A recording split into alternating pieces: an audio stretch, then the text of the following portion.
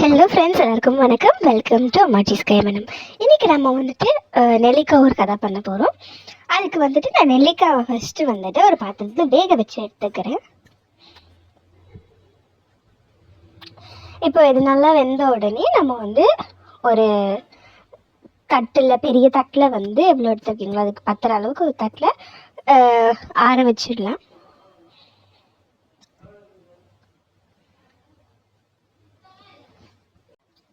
இப்போ இது வந்து ஆறின பிறகு நம்ம வந்து இதை வந்துட்டு சின்ன துண்டுகளாக கட் பண்ணி எடுத்துக்கிறேன். நான் வந்து இது வந்து 1/4 அப்படின்ற மாதிரி கட் பண்ணி எடுத்துருக்கேன்.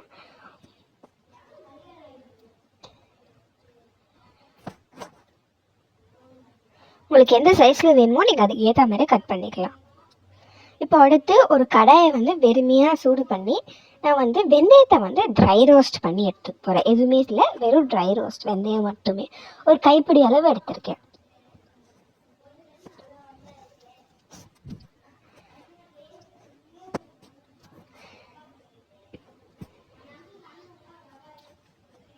இது வந்து நல்லா ட்ரை ரோஸ்ட் பண்ண பிறகு ஒரு தட்டில் வந்து தனியாக எடுத்து வச்சுக்கோங்க.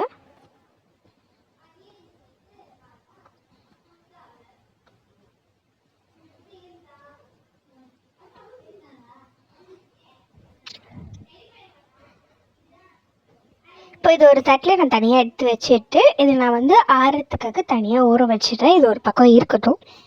இப்போ திரும்ப அதே கடாயில் நம்ம வந்துட்டு கொஞ்சம் தண்ணி போட்டு அதை வந்துட்டு க்ளீன் பண்ணி எடுத்துட்டு எண்ணெய் ஊற்றிக்கலாம். எண்ணெய் ஊற்றி அதில் கடுகு போட்டு அது பொரிஞ்ச பிறகு ஒரு வாட்டி கிளறிட்டு நம்ம கட் பண்ணி வச்சுருந்தோம் இல்லையா அந்த நெல்லிக்காவெல்லாம், அதெல்லாம் வந்து இதில் போட்டுடலாம்.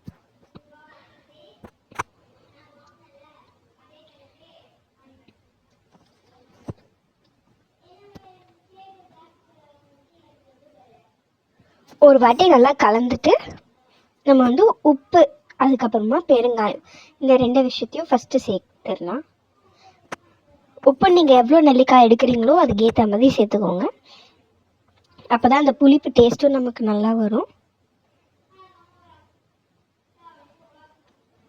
ஒரு வாட்டி கிளறிட்டு பெருங்காயம் போட்டுக்கலாம்.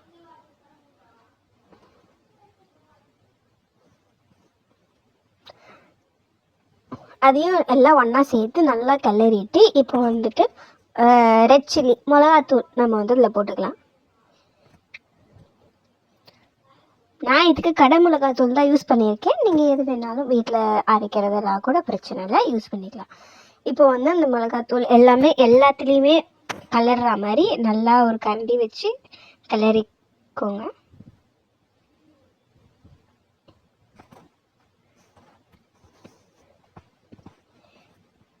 மிதமான சூட்லேயே எல்லாமே பண்ணுங்கள்.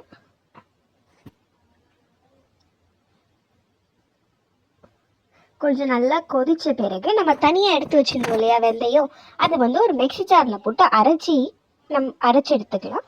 அரைச்ச அந்த பவுடரை வந்து நம்ம அதில் கடைசியாக அந்த ஊறுகாயில் போட்டு நல்லா கிளறி எடுத்துக்கோங்க.